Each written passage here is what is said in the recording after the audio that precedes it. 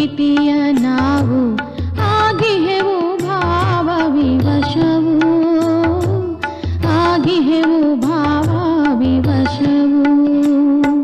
ಸ್ನೇಹ ಪ್ರೀತಿಯ ಸೂತ್ರದಿ ಬಾಬಾ ಬಂಧಿಸಿ ಜೀವನವ, ಬಂಧಿಸಿ ಜೀವನವ, ಬಂಧಿಸಿ ಜೀವನವ, ಬಂಧಿಸಿ ಜೀವನವ.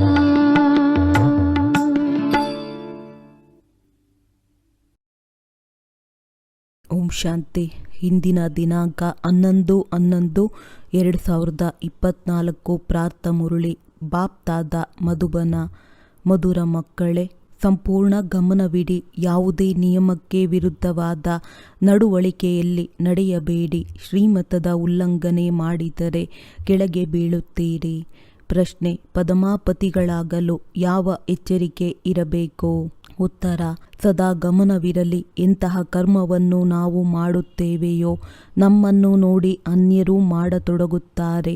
ಯಾವುದೇ ಮಾತಿನ ಮಿಥ್ಯ ಅಹಂಕಾರವೂ ಬರಬಾರದು. ಮುರುಳಿಯನ್ನೆಂದು ತಪ್ಪಿಸಬಾರದು.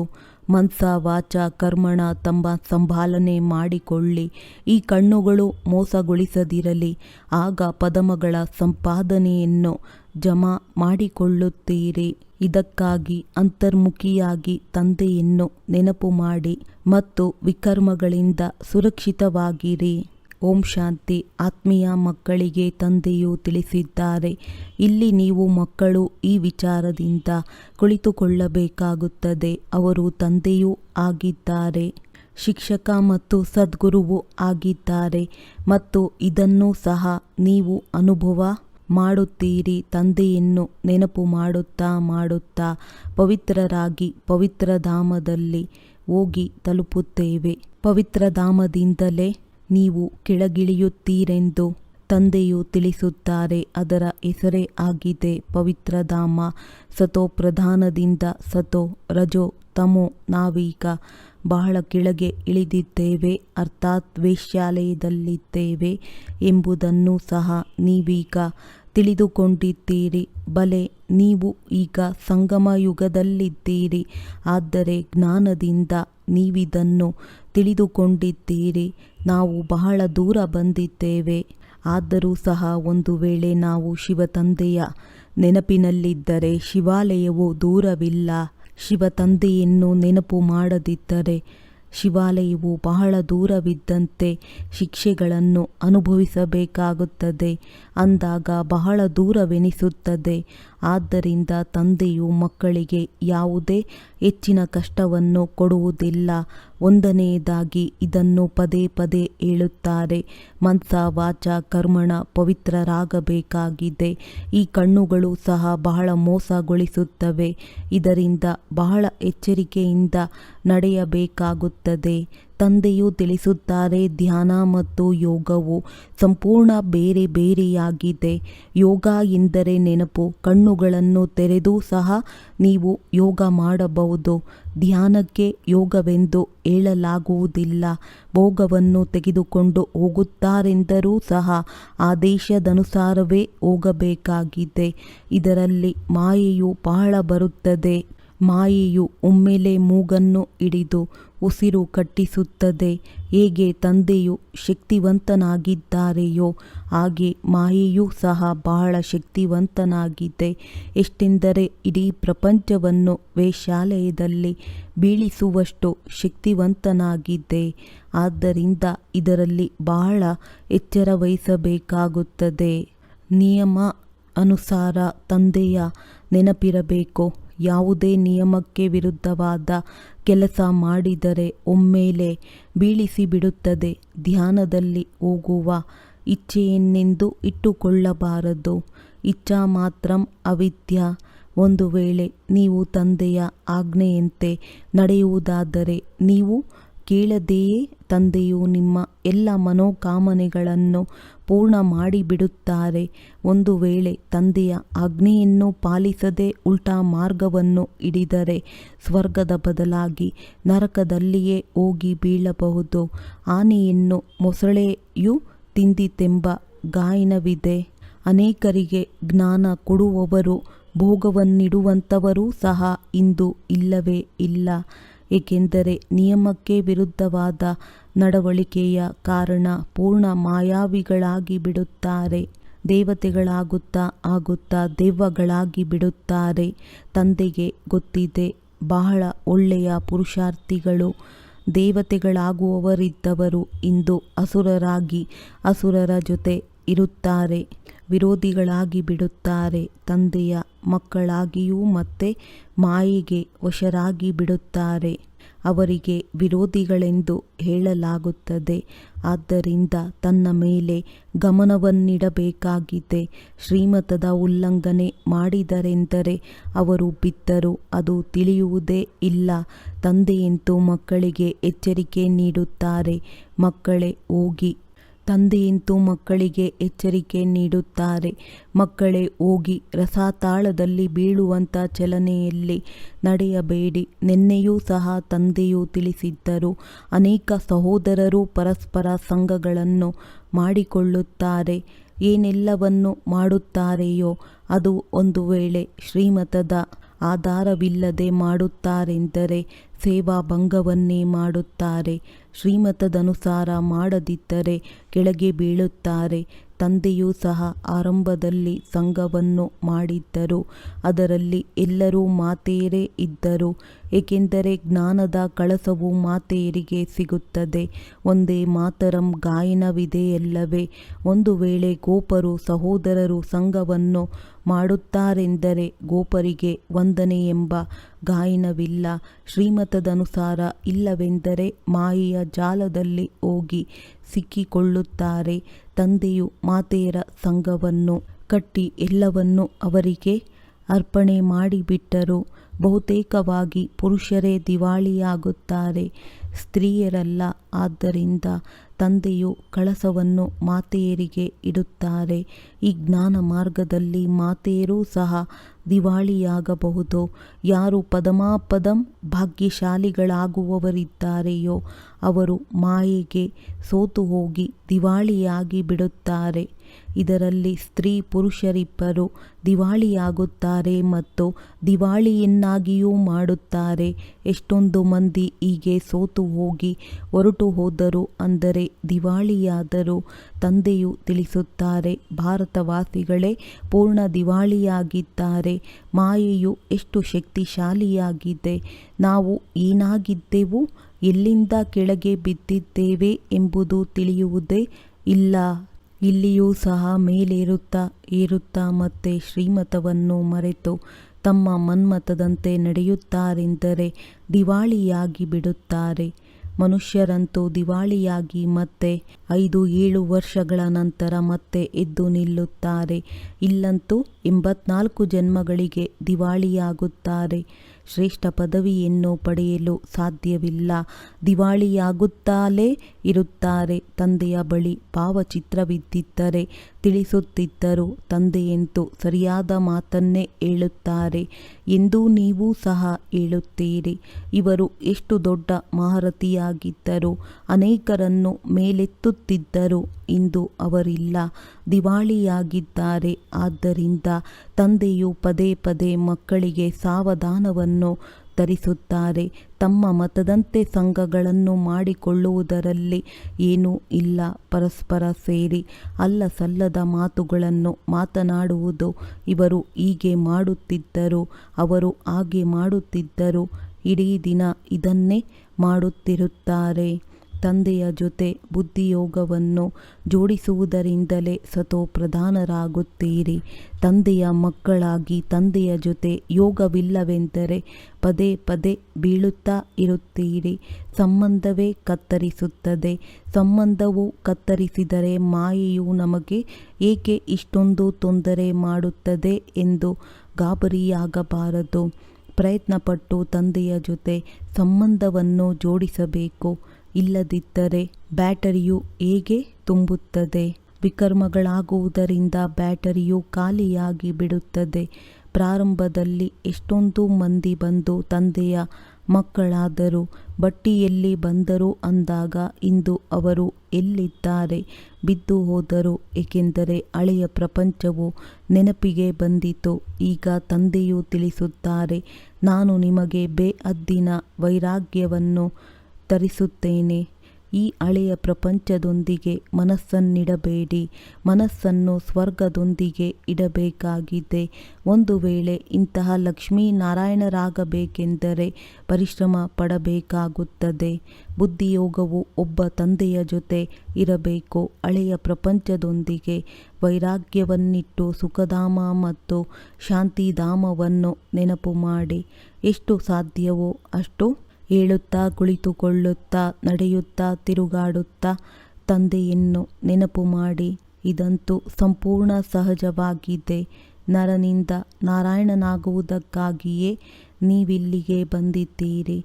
ಅಂದ ಮೇಲೆ ಎಲ್ಲರಿಗೂ ತಿಳಿಸಬೇಕು. ಈಗ ತಮೋ ಪ್ರಧಾನರಿಂದ ಸತೋ ಪ್ರಧಾನರಾಗಬೇಕಾಗಿದೆ, ಏಕೆಂದರೆ ಹಿಂತಿರುಗಿ ಹೋಗಬೇಕಾಗಿದೆ. ವಿಶ್ವದ ಇತಿಹಾಸ ಭೂಗೋಳದ ಪುನರಾವರ್ತನೆ ಎಂದರೆ ನರಕದಿಂದ ಸ್ವರ್ಗ ಮತ್ತು ಸ್ವರ್ಗದಿಂದ ನರಕವೆಂದರ್ಥ. ಈ ಚಕ್ರವು ಸುತ್ತುತ್ತಲೇ ಇರುತ್ತದೆ. ತಂದೆಯು ತಿಳಿಸಿದ್ದಾರೆ, ಇಲ್ಲಿ ನೀವು ಸ್ವದರ್ಶನ ಚಕ್ರಧಾರಿಗಳಾಗಿ ಕುಳಿತುಕೊಳ್ಳಿ. ನಾವು ಎಷ್ಟೊಂದು ಬಾರಿ ಚಕ್ರವನ್ನು ಸುತ್ತಿದ್ದೇವೆ, ಈಗ ಪುನಃ ದೇವತೆಗಳಾಗುತ್ತಿದ್ದೇವೆ. ಪ್ರಪಂಚದಲ್ಲಿ ಯಾರೂ ಸಹ ಈ ರಹಸ್ಯವನ್ನು ತಿಳಿದುಕೊಂಡಿರಲಿಲ್ಲ. ಈ ಜ್ಞಾನವು ದೇವತೆಗಳಿಗಿಲ್ಲ. ಅವರಂತೂ ಪವಿತ್ರರಾಗಿದ್ದಾರೆ. ಶಂಖಧ್ವನಿ ಮಾಡಲು ಅವರಲ್ಲಿ ಜ್ಞಾನವೇ ಇರುವುದಿಲ್ಲ. ಅವರು ಪವಿತ್ರರಾಗಿರುತ್ತಾರೆ. ಅವರಿಗೆ ಈ ಅಲಂಕಾರವನ್ನು ಕೊಡುವ ಅವಶ್ಯಕತೆಯೇ ಇಲ್ಲ. ಯಾವಾಗ ಇಬ್ಬರೂ ಒಟ್ಟಿಗೆ ಸೇರುತ್ತಾರೆಯೋ ಆಗ ಈ ಅಲಂಕಾರವನ್ನು ತೋರಿಸಲಾಗುತ್ತದೆ. ನಿಮಗೂ ಸಹ ಈ ಅಲಂಕಾರವಿಲ್ಲ, ಏಕೆಂದರೆ ನೀವು ಇಂದು ದೇವತೆಗಳಾಗುತ್ತಾ ನಾಳೆ ಕೆಲವರು ಅಸುರರಾಗಿ ಬಿಡುತ್ತಾರೆ. ತಂದೆಯು ದೇವತೆಗಳನ್ನಾಗಿ ಮಾಡುತ್ತಾರೆ. ಮಾಯೆಯು ಅಸುರರನ್ನಾಗಿ ಮಾಡಿಬಿಡುತ್ತದೆ. ತಂದೆಯು ತಿಳಿಸಿದಾಗ ನಿಜವಾಗಿಯೂ ನಮ್ಮ ಸ್ಥಿತಿಯು ಕೆಳಗೆ ಬಂದಿದೆ ಎಂದು ತಿಳಿದು ಬರುತ್ತದೆ. ಪಾಪ ಎಷ್ಟೊಂದು ಮಂದಿ ಶಿವತಂದೆಯ ಖಜಾನೆಯಲ್ಲಿ ಜಮಾ ಮಾಡಿಸುತ್ತಾರೆ, ಮತ್ತೆ ಅಸುರರಾಗಿ ಬಿಡುತ್ತಾರೆ.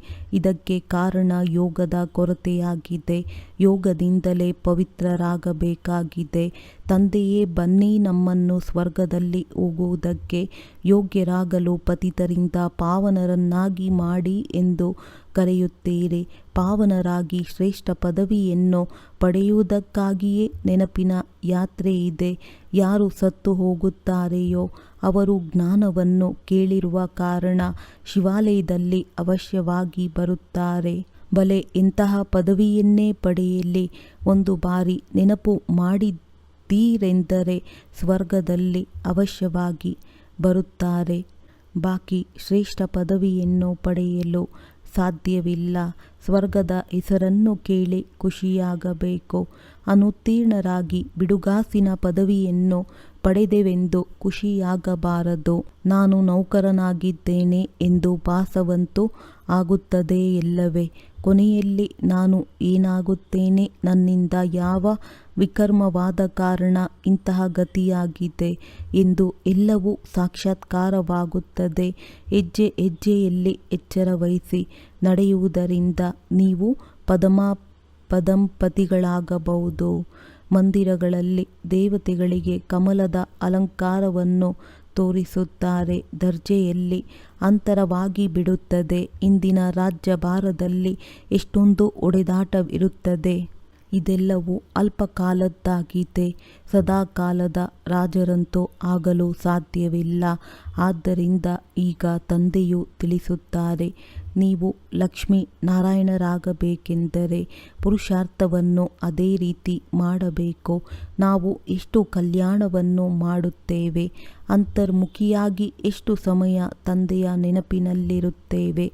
ಈಗ ನಾವು ನಮ್ಮ ಮಧುರ ಮನೆಗೆ ಹೋಗುತ್ತಿದ್ದೇವೆ, ನಂತರ ಸುಖಧಾಮದಲ್ಲಿ ಬರುತ್ತೇವೆ. ಇದೆಲ್ಲ ಜ್ಞಾನದ ಮಂಥನವು ಒಳಗೆ ನಡೆಯುತ್ತಿರಲಿ.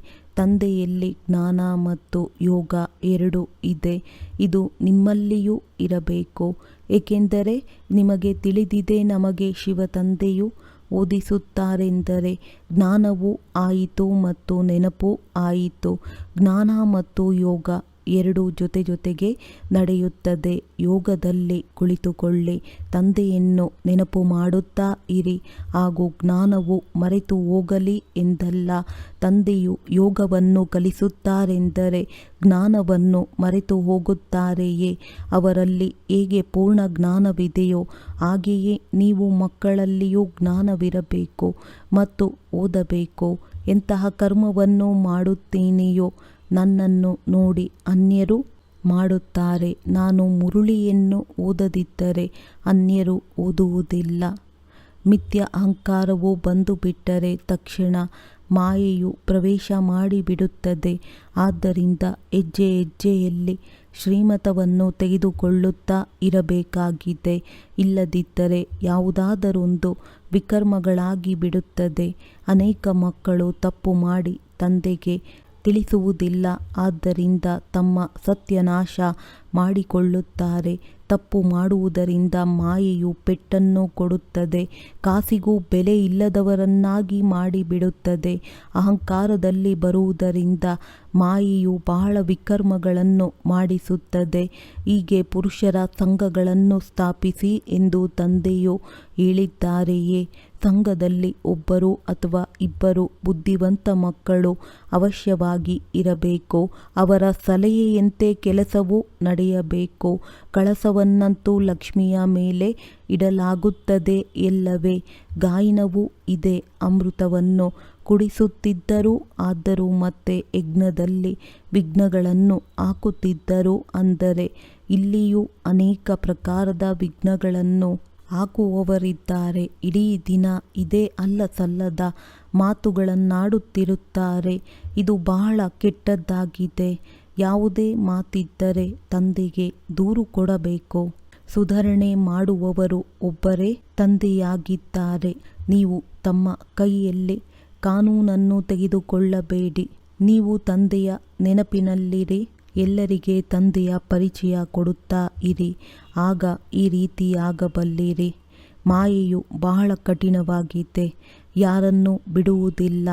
ಸದಾ ತಂದೆಗೆ ಸಮಾಚಾರವನ್ನು ಬರೆಯಬೇಕು. ತಂದೆಯಿಂದ ಸಲಹೆಯನ್ನು ತೆಗೆದುಕೊಳ್ಳುತ್ತಾ ಇರಬೇಕು. ವಾಸ್ತವದಲ್ಲಿ ತಂದೆಯ ಸಲಹೆಯಂತೂ ಸದಾ ಸಿಗುತ್ತಿರುತ್ತದೆ. ಮಕ್ಕಳು ಈ ರೀತಿ ತಿಳಿಯುತ್ತೀರಲ್ಲವೇ? ತಂದೆಯು ತಾವಾಗಿಯೇ ಈ ಮಾತಿನ ಬಗ್ಗೆ ತಿಳಿಸಿಕೊಟ್ಟರು. ನಾನಂತೂ ವಿದ್ಯೆಯನ್ನು ಓದಿಸುತ್ತೇನೆ. ಇದರಲ್ಲಿ ಅಂತರ್ಯಾಮಿಯ ಮಾತಿಲ್ಲ. ಇವರೆಲ್ಲರೂ ನನ್ನ ಮಕ್ಕಳಾಗಿದ್ದಾರೆ. ಪ್ರತಿಯೊಂದು ಶರೀರದಲ್ಲಿ ನನ್ನ ಮಕ್ಕಳಿದ್ದಾರೆ ಎಂದು ನನಗೆ ಗೊತ್ತಿದೆ. ಅಂದರೆ ತಂದೆಯು ಎಲ್ಲರಲ್ಲಿಯೂ ವಿರಾಜಮಾನರಾಗಿದ್ದಾರೆ ಎಂದಲ್ಲ. ಮನುಷ್ಯರಂತೂ ಉಲ್ಟಾ ತಿಳಿದುಕೊಳ್ಳುತ್ತಾರೆ. ತಂದೆಯೂ ತಿಳಿಸುತ್ತಾರೆ, ಮಕ್ಕಳೇ, ನನಗೆ ತಿಳಿದಿದೆ. ಎಲ್ಲ ಆತ್ಮಗಳು ಸಿಂಹಾಸನದಲ್ಲಿ ವಿರಾಜಮಾನರಾಗಿದ್ದೀರಿ. ಇದು ಎಷ್ಟೊಂದು ಸಹಜ ಮಾತಾಗಿದೆ. ಎಲ್ಲ ಚೈತನ್ಯ ಆತ್ಮಗಳು ತಮ್ಮ ತಮ್ಮ ಸಿಂಹಾಸನದಲ್ಲಿ ಕುಳಿತಿದ್ದೀರಿ. ಆದರೂ ಸಹ ಪರಮಾತ್ಮನನ್ನು ಸರ್ವವ್ಯಾಪಿ ಎಂದು ಹೇಳಿಬಿಡುತ್ತಾರೆ. ಇದು ಮೊಟ್ಟ ಮೊದಲನೆಯ ತಪ್ಪಾಗಿದೆ. ಈ ಕಾರಣದಿಂದಲೇ ಭಾರತವು ಇಷ್ಟೊಂದು ಕೆಳಗಿಳಿದಿದೆ. ತಂದೆಯು ತಿಳಿಸುತ್ತಾರೆ, ನೀವು ನನ್ನನ್ನು ಬಹಳ ನಿಂದನೆ ಮಾಡಿದ್ದೀರಿ. ವಿಶ್ವದ ಮಾಲೀಕರನ್ನಾಗಿ ಮಾಡುವವರಿಗೆ ನೀವು ನಿಂದನೆ ಮಾಡಿದ್ದೀರಿ. ಆದ್ದರಿಂದ ತಂದೆಯು ತಿಳಿಸುತ್ತಾರೆ, ಯದಾ ಯದಾ ಈ ಧರ್ಮಸ್ಯ ಹೊರಗಿನವರು ಭಾರತವಾಸಿಗಳಿಂದಲೇ ಈ ಸರ್ವವ್ಯಾಪಿಯ ಜ್ಞಾನವನ್ನು ಕಲಿಯುತ್ತಾರೆ. ಹೇಗೆ ಭಾರತವಾಸಿಗಳು ಅವರಿಂದ ಕಲೆಗಳನ್ನು ಕಲಿಯುತ್ತಾರೆ, ಅದೇ ರೀತಿ ಅವರು ಇದನ್ನು ಉಲ್ಟಾ ಕಲಿಯುತ್ತಾರೆ. ನೀವಂತೂ ಮೊದಲನೆಯದಾಗಿ ತಂದೆಯನ್ನು ನೆನಪು ಮಾಡಬೇಕಾಗಿದೆ ಮತ್ತು ತಂದೆಯ ಪರಿಚಯವನ್ನು ಎಲ್ಲರಿಗೆ ಕೊಡಬೇಕಾಗಿದೆ. ನೀವು ಅಂಧರಿಗೆ ಊರುಗೋಲಾಗಿದ್ದೀರಿ. ಊರುಗೋಲಿನಿಂದ ಮಾರ್ಗವನ್ನು ತೋರಿಸುತ್ತಾರಲ್ಲವೇ? ಒಳ್ಳೆಯದು. ಮಧುರಾತಿ ಮಧುರ ಅಗಲಿ ಹೋಗಿ ಮರಳಿ ಸಿಕ್ಕಿರುವಂತಹ ಮಕ್ಕಳಿಗೆ ಪ್ರೀತಿಯ ಮಾತ್ಪಿತಾ ಬಾಪ್ದಾದರವರ ನೆನಪು, ಪ್ರೀತಿ ಹಾಗೂ ನಮಸ್ತೆ. ಆತ್ಮೀಯ ಮಕ್ಕಳಿಗೆ ಆತ್ಮೀಯ ತಂದೆಯ ನಮಸ್ತೆ. ಧಾರಣೆಗಾಗಿ ಮುಖ್ಯ ಸಾರ. ತಂದೆಯ ಆಜ್ಞೆಯ ಅನುಸಾರ ಪ್ರತಿಯೊಂದು ಕರ್ಮವನ್ನು ಮಾಡಬೇಕಾಗಿದೆ ಎಂದು ಶ್ರೀಮತದ ಉಲ್ಲಂಘನೆಯಾಗಬಾರದು. ಆಗ ನೀವು ಕೇಳದಿದ್ದರೂ ಎಲ್ಲ ಮನೋಕಾಮನೆಗಳು ಈಡೇರುತ್ತವೆ. ಧ್ಯಾನ ಸಾಕ್ಷಾತ್ಕಾರದ ಇಚ್ಛೆಯನ್ನಿಟ್ಟುಕೊಳ್ಳಬಾರದು. ಇಚ್ಛಾ ಮಾತ್ರ ಅವಿದ್ಯಾ ಆಗಬೇಕಾಗಿದೆ.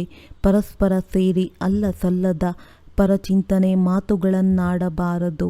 ಅಂತರ್ಮುಖಿಯಾಗಿ ನಾವು ತಂದೆಯ ನೆನಪಿನಲ್ಲಿ ಎಷ್ಟು ಸಮಯ ಇರುತ್ತೇವೆ, ಜ್ಞಾನದ ಮಂಥನವು ಒಳಗೆ ನಡೆಯುತ್ತದೆಯೇ ಎಂದು ತಮ್ಮ ಪರಿಶೀಲನೆ ಮಾಡಿಕೊಳ್ಳಬೇಕಾಗಿದೆ.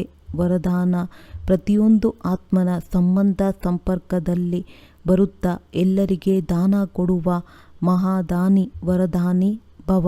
ಇಡೀ ದಿನದಲ್ಲಿ ಯಾರೆಲ್ಲ ಸಂಬಂಧ ಸಂಪರ್ಕದಲ್ಲಿ ಬರುತ್ತಾರೆ ಅವರಿಗೆ ಯಾವುದಾದರೂ ಶಕ್ತಿಯ ಜ್ಞಾನದ ಗುಣದ ದಾನ ಮಾಡಿ. ತಮ್ಮ ಹತ್ತಿರ ಜ್ಞಾನದ್ದು ಖಜಾನೆ ಇದೆ ಅಂದಾಗ ಶಕ್ತಿಗಳ ಮತ್ತು ಗುಣಗಳ ಖಜಾನೆಯೂ ಸಹ ಇದೆ. ಆದ್ದರಿಂದ ದಾನ ಕೊಡದೆ ಖಾಲಿಯಾಗಿ ಯಾರೂ ಹೋಗಬಾರದು. ಆಗ ಮಹಾದಾನಿ ಎಂದು ಹೇಳಲಾಗುತ್ತದೆ. ದಾನಿ ಶಬ್ದದ ಆತ್ಮಿಕ ಅರ್ಥವೇ ಸಹಯೋಗ ಕೊಡುವುದು. ಅಂದಾಗ ತಮ್ಮ ಶ್ರೇಷ್ಠ ಸ್ಥಿತಿಯ ವಾಯುಮಂಡಲದ ಮೂಲಕ ಮತ್ತು ತಮ್ಮ ವೃತ್ತಿಯ ಪ್ರಕಂಪನಗಳ ಮೂಲಕ ಪ್ರತಿಯೊಂದು ಆತ್ಮನಿಗೆ ಸಹಯೋಗ ಕೊಟ್ಟಾಗ ವರದಾನಿ ಎಂದು ಹೇಳಲಾಗುತ್ತದೆ. ಸ್ಲೋಗನ್: ಯಾರು ಬಾಪ್ ದಾದಾ ಮತ್ತು ಪರಿವಾರಕ್ಕೆ ಸಮೀಪವಾಗಿರುತ್ತಾರೆ ಅವರ ಮುಖದ ಮೇಲೆ ಸಂತುಷ್ಟತೆ, ಆತ್ಮೀಯತೆ ಮತ್ತು ಪ್ರಸನ್ನತೆಯ ಮುಗುಳ್ನಗು ಇರುತ್ತದೆ. ಒಳ್ಳೆಯದು. ಓಂ ಶಾಂತಿ.